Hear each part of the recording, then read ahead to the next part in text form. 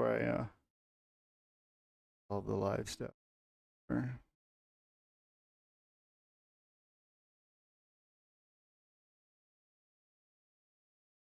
That works.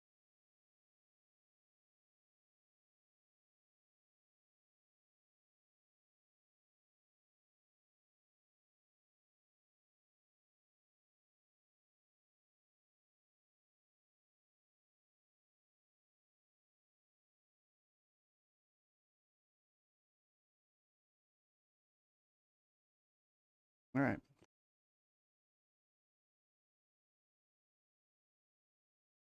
So I don't know where to start. Theory. Nobody. Um. Yes.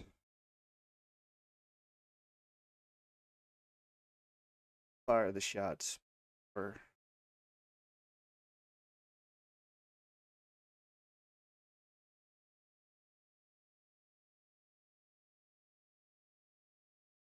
any information.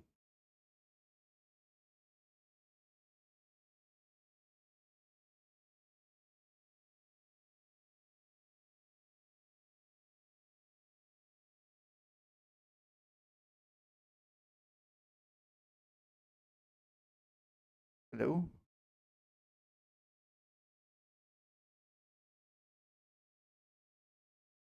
Hello. Hello.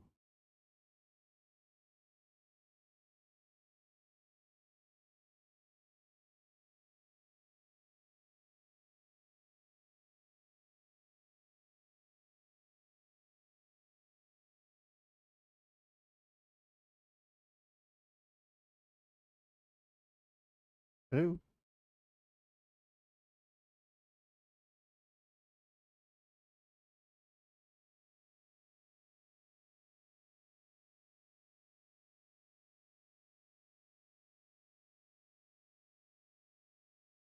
Hello. Hello.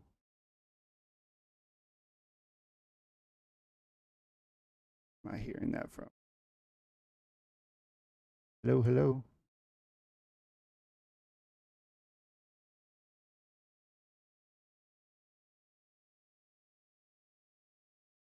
Hello. Hello.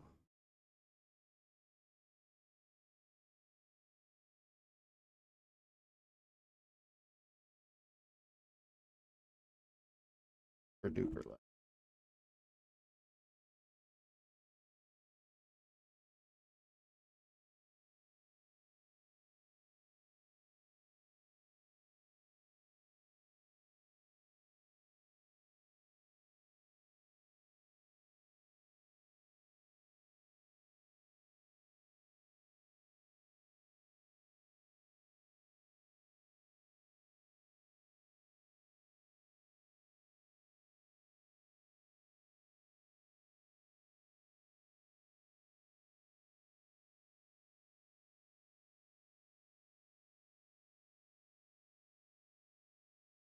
No.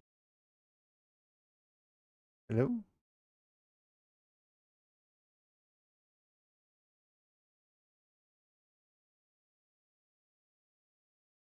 Hello. Hello.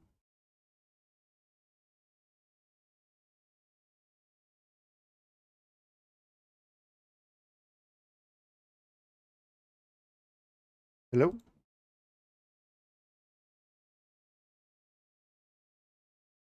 One more time.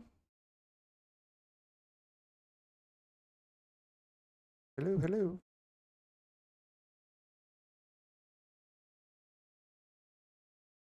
Turn it up or down.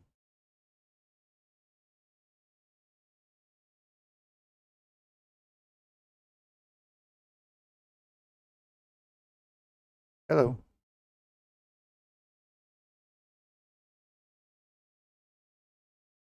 Hello. Hello.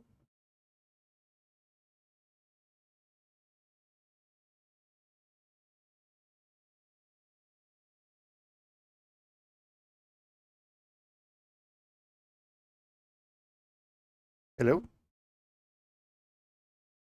Hello.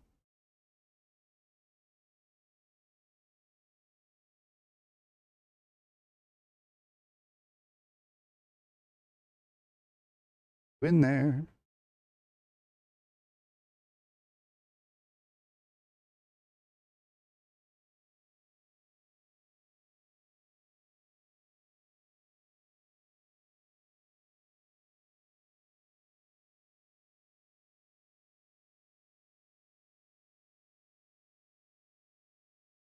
Awesome. All right, so this is working.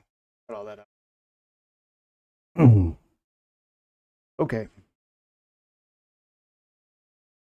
I'm blaming X and Elon Musk for this happening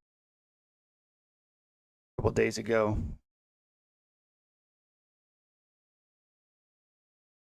Doing my thoroughly entertaining part of life, which is commenting on random things. X quoted Meet Joe Black, said, "Careful,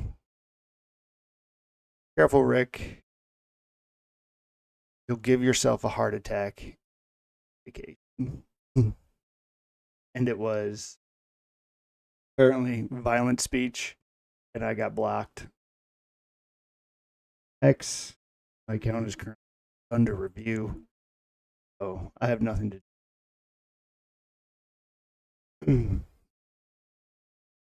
So I had to go entertain myself down a YouTube rabbit hole. Um, in the YouTube rabbit hole, it felt that I need physics Veritas rabbit hole, which then turned into chip manufacturer guy explaining something about how consciousness was important. I guess I should preface this by saying I haven't watched very few of the videos on them because we'll get into that. Basically, I think we're all saying anything. Um, so I did watch video from Boopadoo. What was the guy's name? Fucksticks. Ryan Cullen, comedian guy. I have stuff up here. Let's see.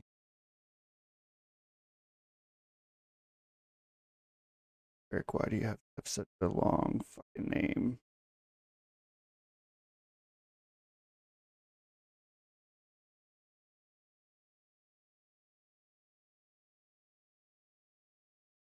Where you at, Rock? Where you at? Reddit. Brian Callen. Share. Would love to put it on X, but I got blocked. We'll put it in the chat. Fuck. That's is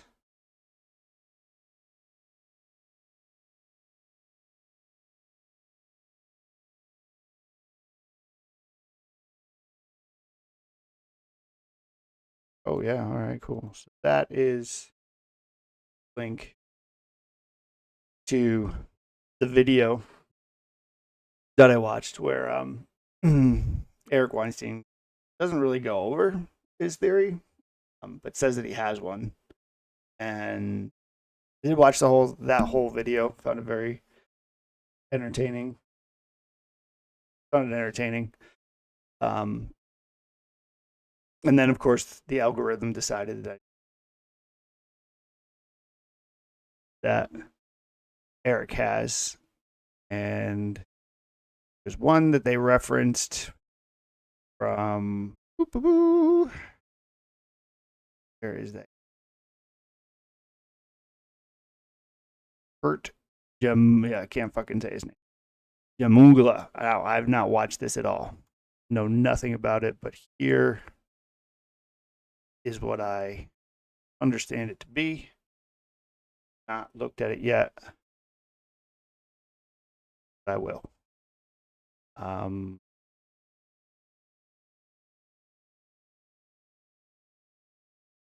Now, the reason why I did this before I watched any is one of two reasons. Well, I mean, the reason why I did it is to see if my theory is remotely correct. My theory is going to say that Eric's been working on his theory for 4 years. String theory guy's been working on his theory for 40 years. This has been something that's been bouncing around in my head for 4 years. Um, not to the degree of being a theory of everything, but it came to my head as being the theory to solve society's issues. And then once I was able to get there and saw the I guess there were two of them that won the Nobel Peace Prize. I don't remember any of their names, but I think there were two of them. One of them was invented the microchip. And then Eric's video with Brian. So I guess I need to give the backstory on me because everybody else has got PhDs and published papers and all of these accolades from other people, and I honestly just have conversations I've had with Brock. Currently can't get those because I'm blocked on X, so I don't even have those to reference. I'm gonna fly by the seat of my pants. So as most people probably encountered, Dr. Wine, I'm gonna call him Eric. Eric Spence, sorry. Just label you.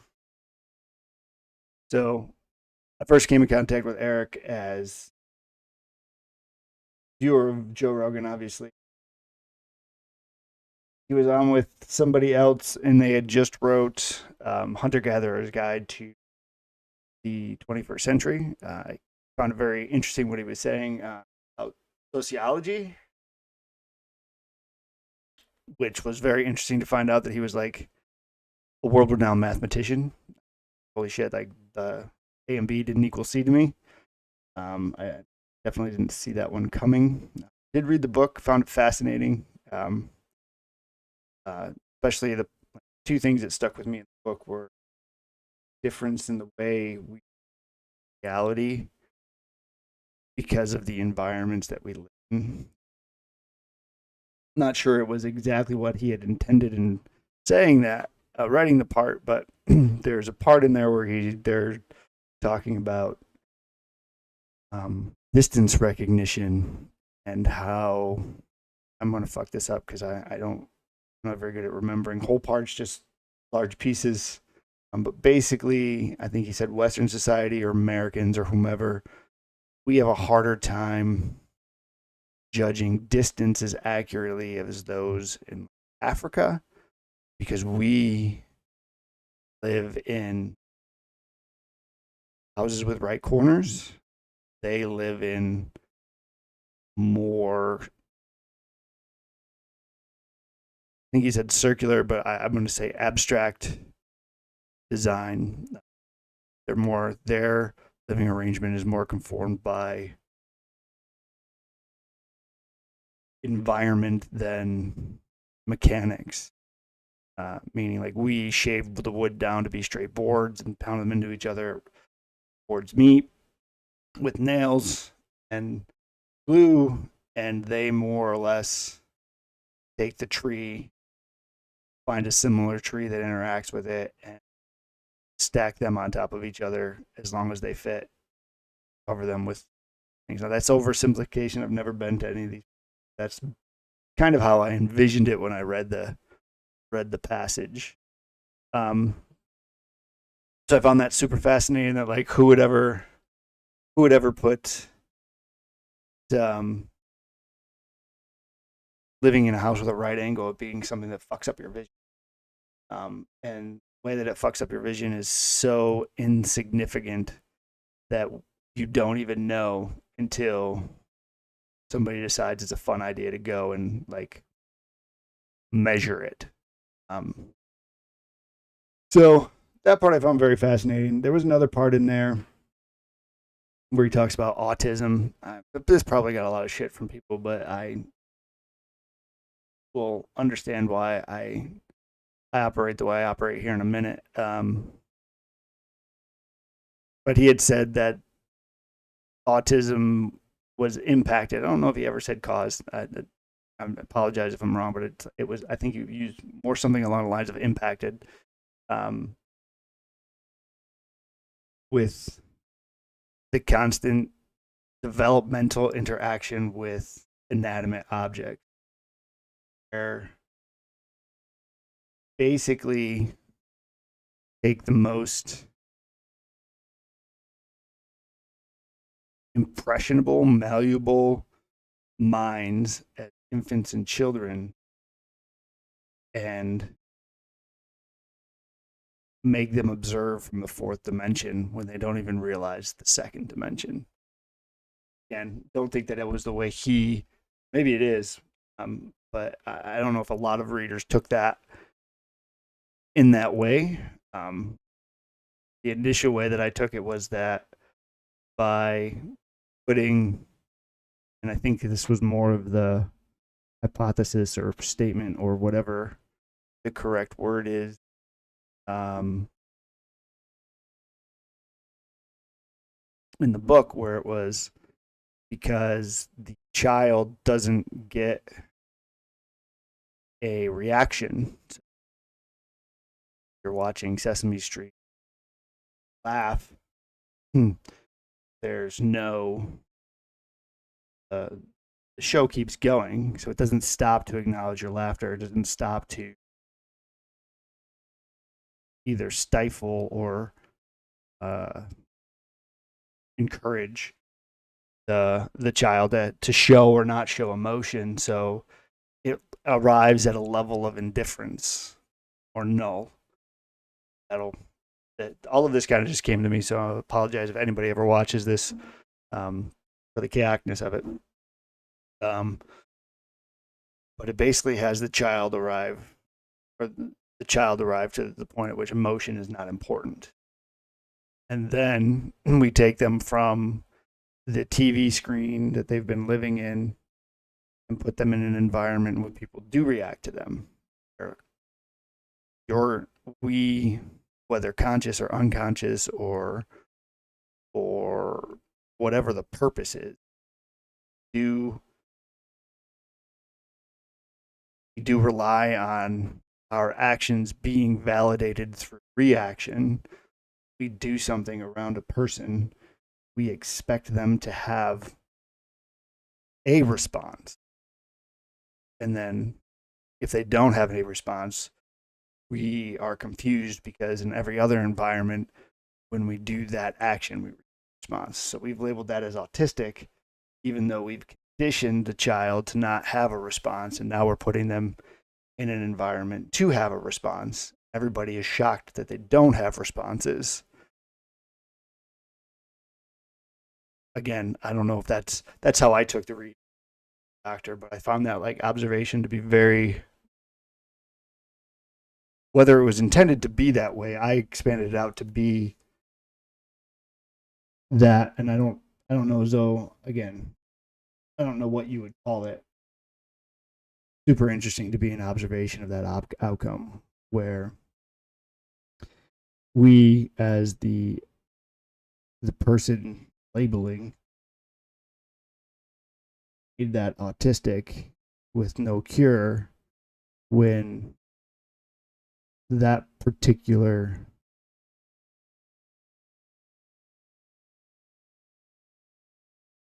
non-action, guys, non-action is an action, makes us uncomfortable.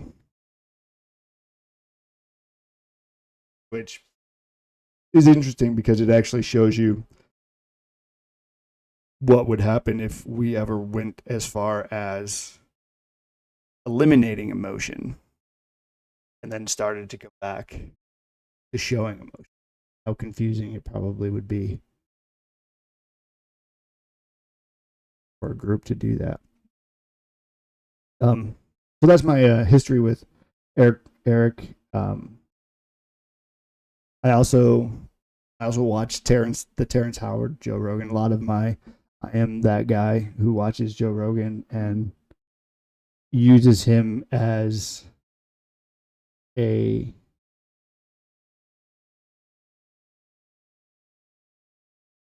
inspiration. That's not the right word, but basically use him as the melting pot from which I pull my interests. There are a lot of things that I don't watch of his that I don't enjoy, but I do enjoy. Like some of the things that he shows, I've gotten some things out of it. I've also watched his show because of people that were on it. What's the guitar guy name? Just put out that new song. He was on there. Fuck.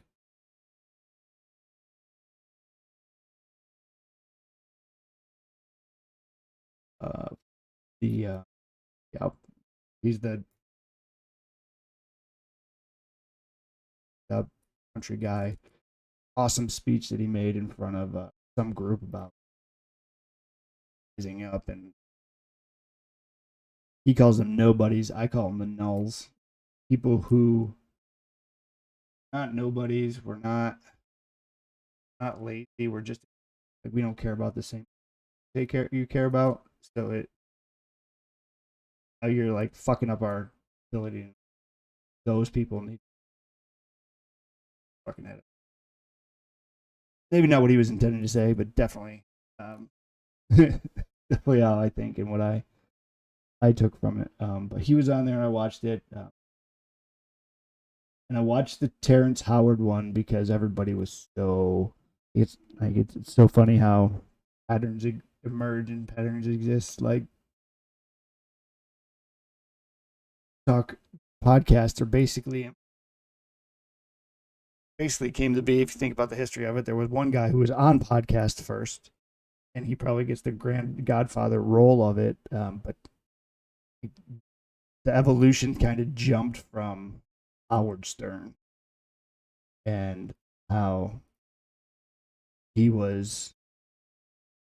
I mean, you actually go back, it goes back to George Carlin and that dipshit in New York who got mad because he was on a radio station and heard fuck or something from George Carlin skit that was played on the radio and caused damage to him. So he couldn't say tits, shit, fuck, cunt, cocksucker, motherfucker, and tits.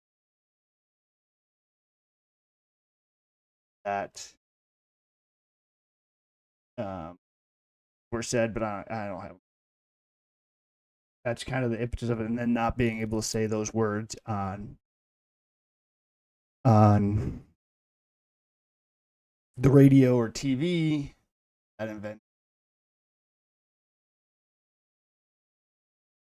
invented Howard Stern. Howard Stern's got a 2.5, 3 hour just rambling radio show.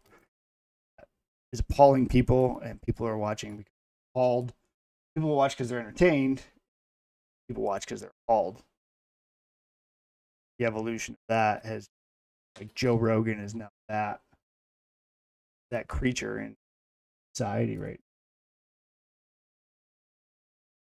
Pat McAfee said he's a needle mover. So whatever he does, he had Terrence Howard on. Was another needle mover one where he starts explaining wild shit. And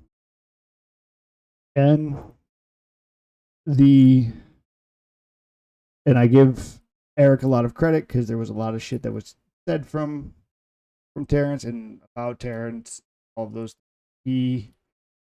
the reason why I became interested in Eric is because of the podcast he did with Terrence,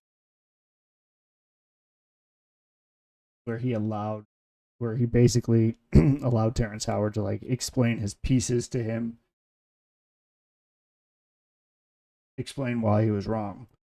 And that's kind of a turning point in my,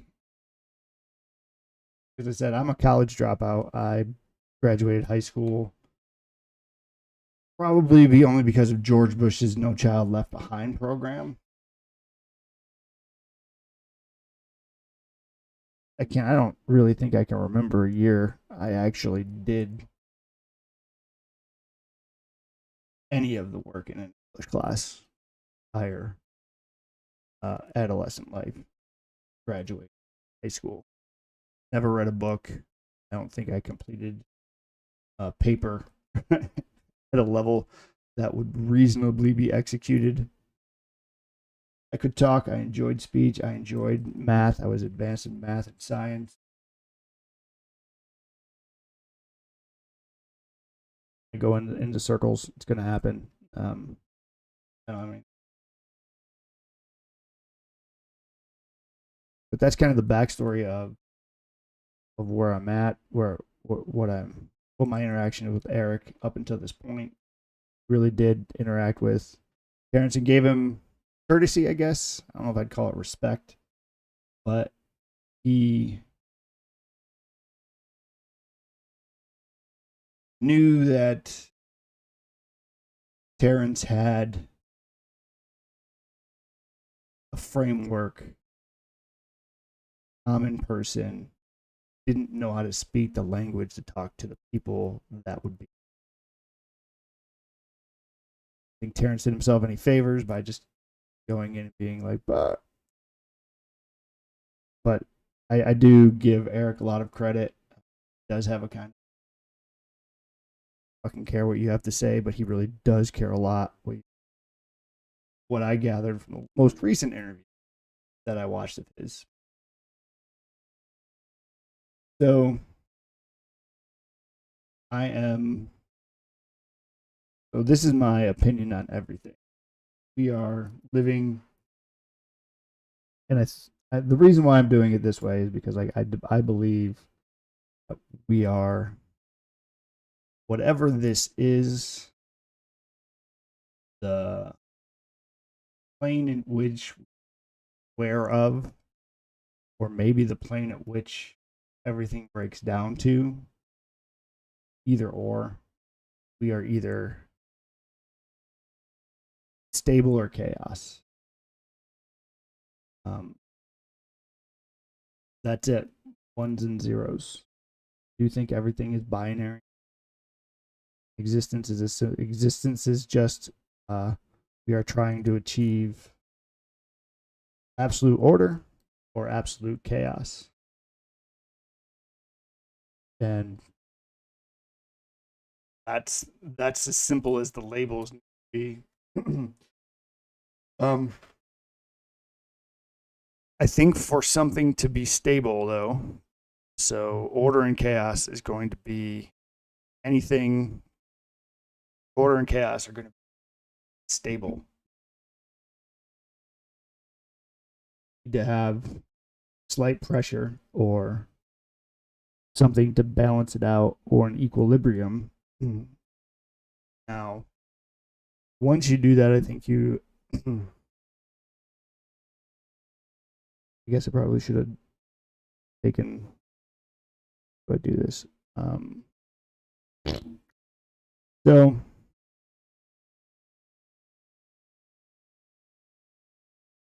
you have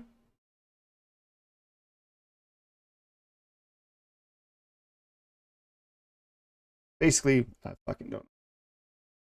So basically, what you have is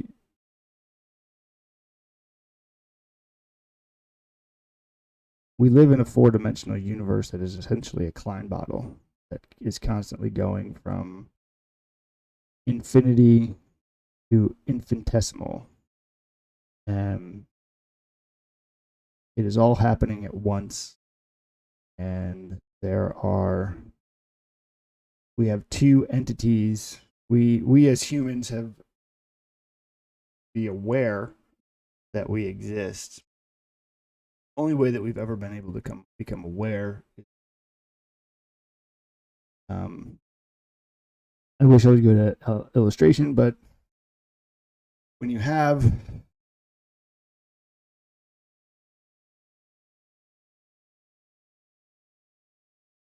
everything works as a plus and a minus.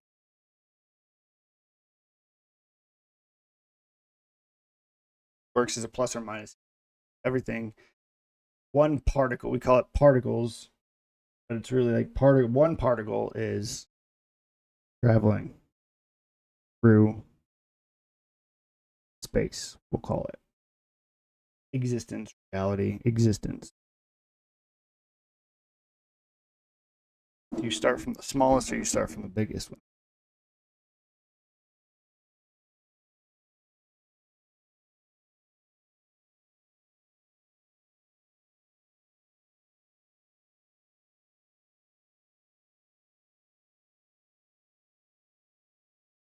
So how I think it works is we break down to the smallest version of whatever it is we are. Quarks or whatever I think is the smallest one we measure.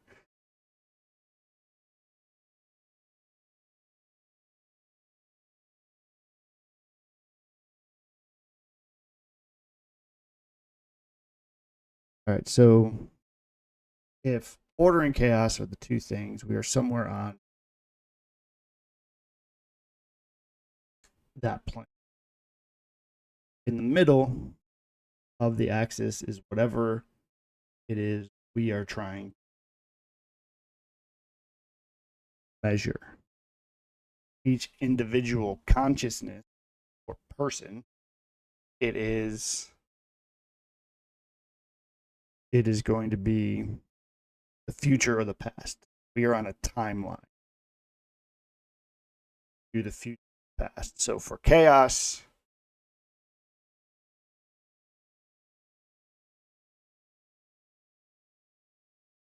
so consciousness is the observer of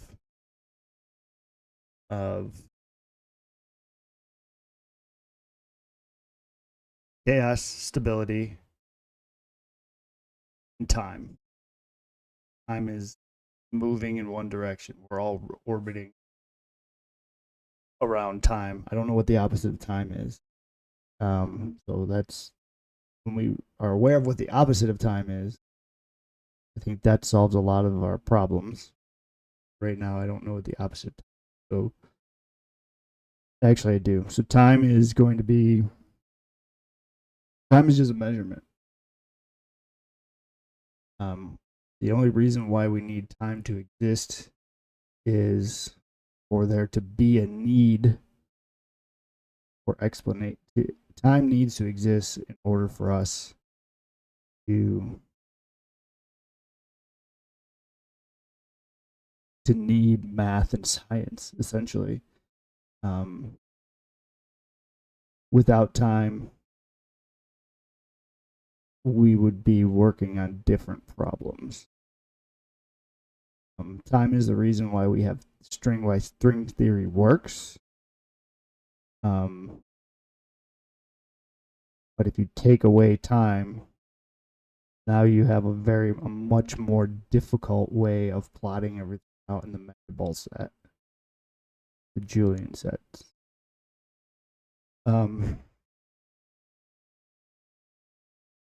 Pull one of those up. Yeah.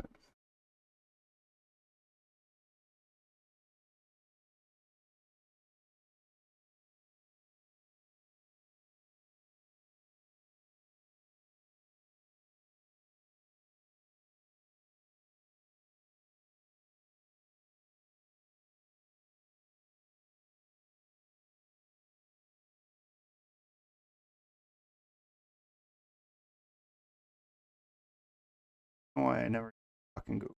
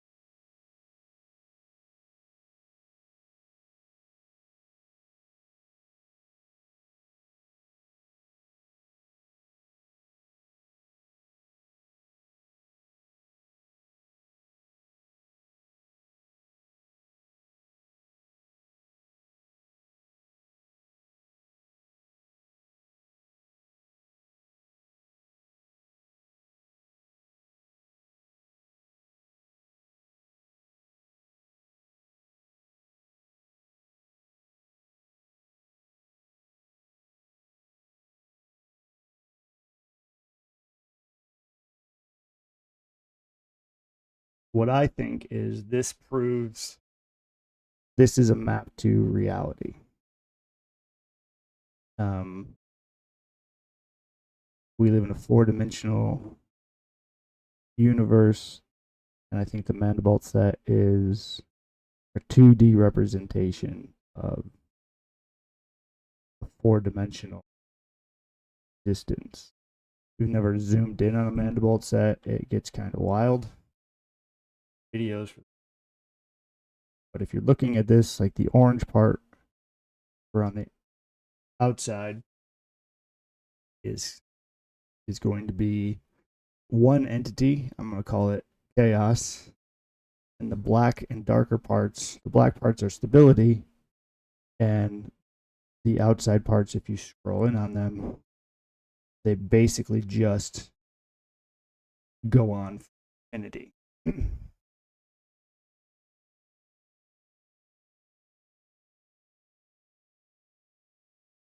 uh, so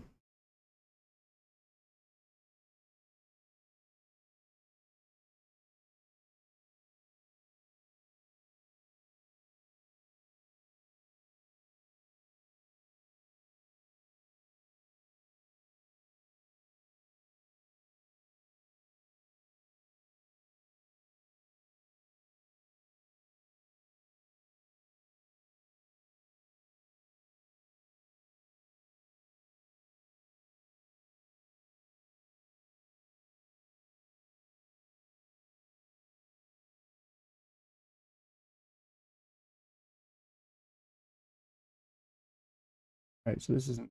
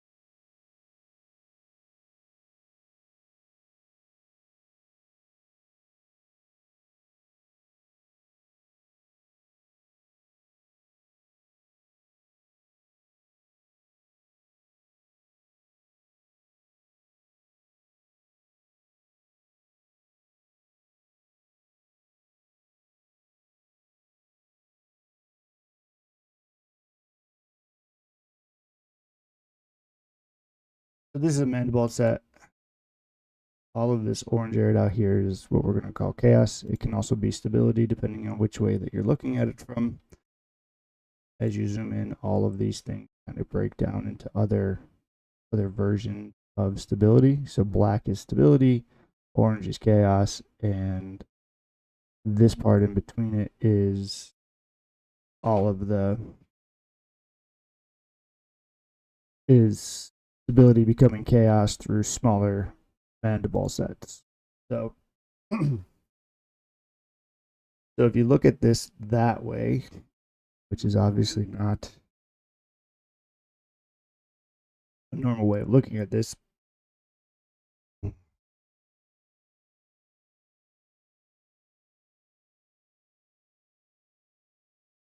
we think of this as a graph, is an axis here, which we will call time, and the axis here is going to be called whatever you want it to be. I'm going to call it I'm going to call it what am I going to call it?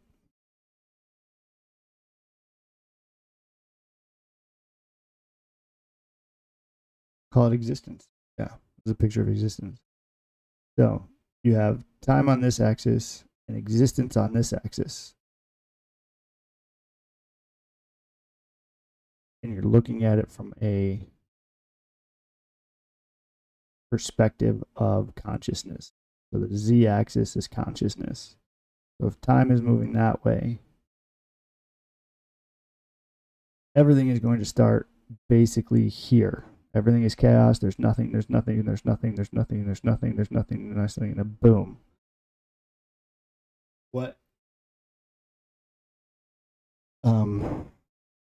Nothing exists until the reaction. So it doesn't matter what I do. It does not exist until there's a reaction to it. That's why when you are, that's the two slit, that's my theory to why the two slit thing works, is because if you're not really trying to measure something, you're not really observing it, and observing it is interfering with it on some level, breaking down one of the infinite things in a way that it collapses the entire timeline. We don't exert, this is us observing reality. So if something comes into existence and it becomes more stable, then if we get to this point, which is realizing that it's a thing, somewhere between here, where we're consciously aware of it, because this is us looking down on time from the perspective of conscious, this is us becoming conscious of it. This is an idea. And so if this is where whatever happens triggers, where we smell barbecue sauce or a peripheral vision, hear something, or at a tone that we can't acknowledge through our hearing or whatever. This is the minimal particles running into each other and causing a make the action real. And throughout this, here's realization. At some point in here, the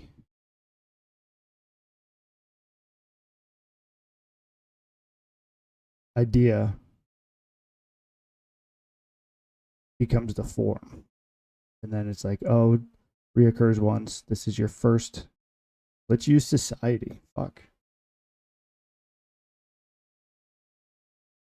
This is a map of society. Level 1, 2, 3, 0. Right? Isn't that how it goes? Or 1, 2, 3, 4. Isn't that your 4 levels of society? That what's his name says. So here, everybody's a hunter gatherer out in the middle of nowhere doing whatever. You have 2 people coming together, running around the world.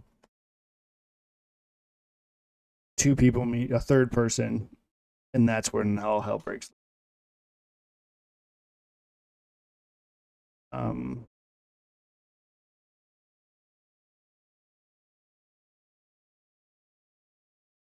I had this much more better organized in my brain.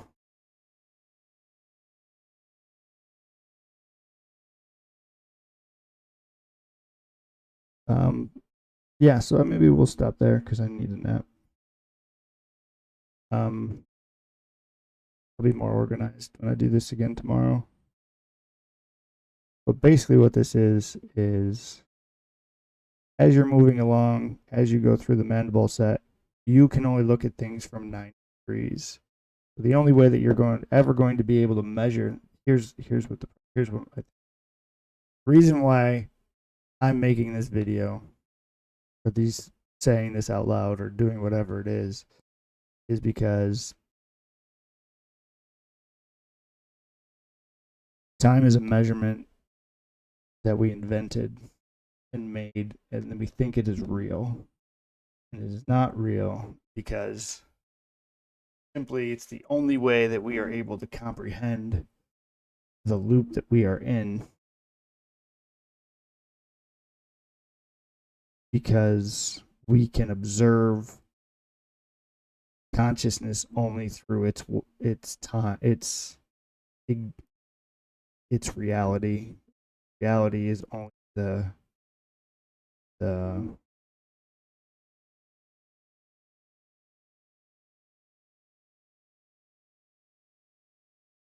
volume of awareness other realities have of it.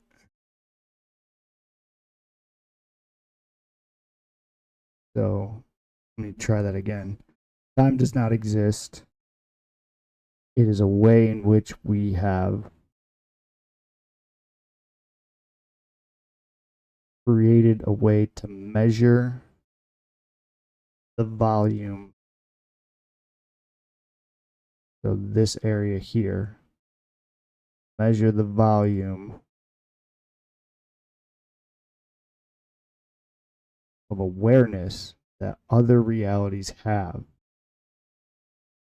of consciousness existence.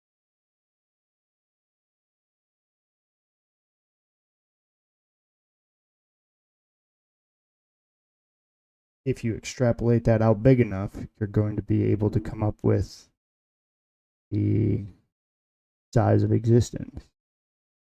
Because we're simply in a cycle in a Klein bottle, or snake eating its tail.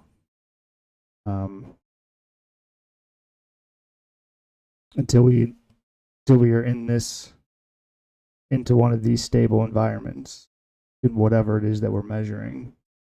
So until consciousness, or what is this? This is time. What are we doing here? Oh, this is time. This is society. We're looking at it from, we're observing it.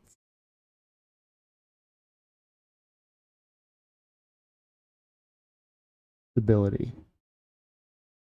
Right? So chaos, black is stability. Over time, as we move forward in time, if we're on the right timeline, because time is up here and over here, and we'll get into other things on this graph. Time as a relationship to stability is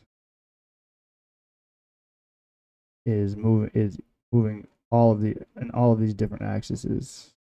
Stability is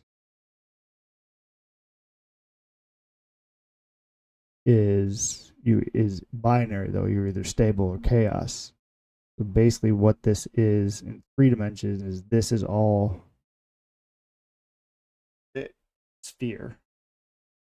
Wrap this around itself like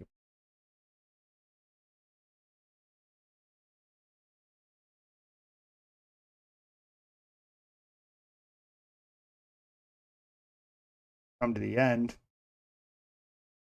up breaking into 2 parts. Parts are either going to be what we call a fission, fusion. These either become one stable entity, it's released off into chaos and back here, and it's one entity inside of chaos, or they don't work, repel each other, still become one entity. That's how I think everything. Put everything into that model, X, a Y, and a Z.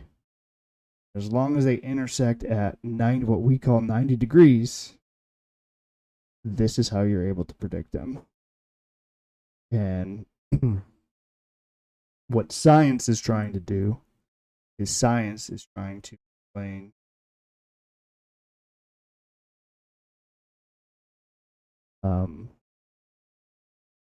experience.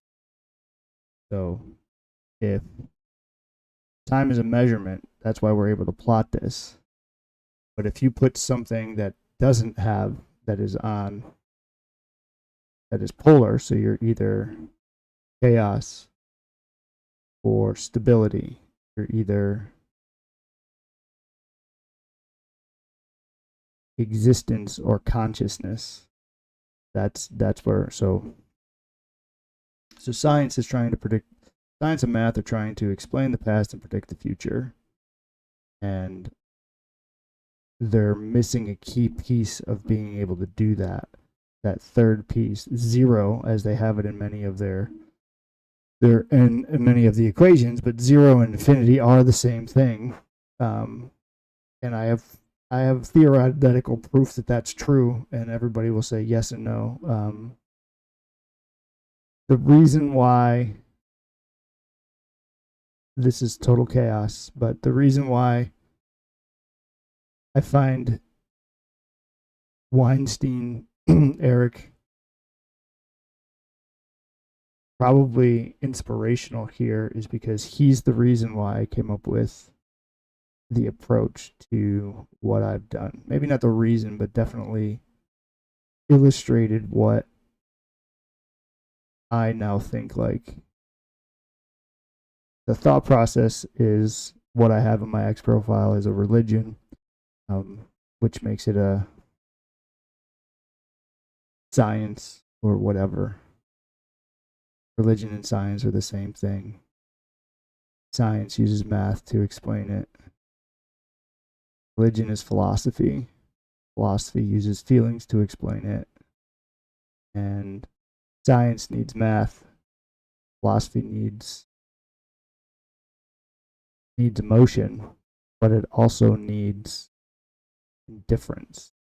So like there's for this to be a stable thing that we need as a society, we need math and science.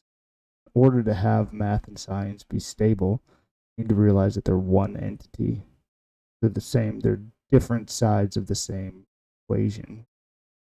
And to keep them in line, to keep them balanced, we need philosophers look at them and say, this isn't relevant, that is relevant, figure out a way to explain that.